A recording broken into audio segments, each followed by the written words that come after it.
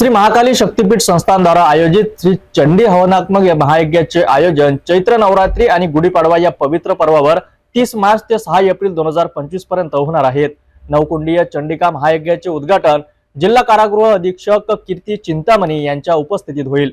त्याचबरोबर श्री महाकाली शक्तीपीठाचे पीठाधीश्वर शक्ती महाराज देखील या आयोजनात उपस्थित राहणार आहेत।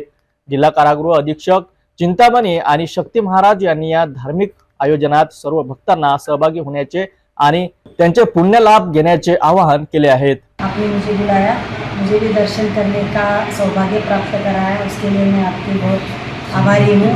सभी भक्तों को आह्वान करती हूँ कि दर्शन के लिए काली माता के दर्शन के लिए आइए। नवरात्र में नवकुंडी चंडी महायज्ञ का आयोजन किया जा रहा है।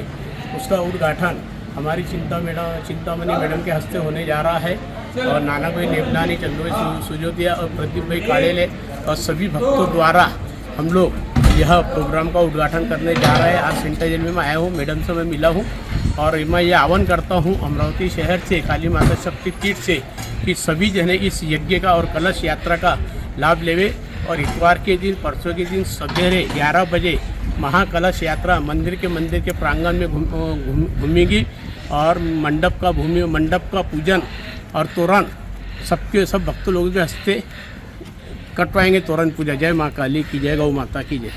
महाकाली शक्तीपीठ संस्थान द्वारा आयोजित श्री चंडी हवनात्मक महायज्ञाची ही सुरुवात अत्यंत शुभ आणि पवित्र असावी। जिल्हा कारागृह अधीक्षक कीर्ती चिंतामणे आणि श्री महाकाली शक्तीपीठाचे पीठाधीश्वर शक्ती महाराज यांनी या आयोजनाच्या यशस्वीरितेसाठी भक्तांना पूर्ण श्रद्धा आणि भक्तीने सहभागी होण्याचे आवाहन केले आहे।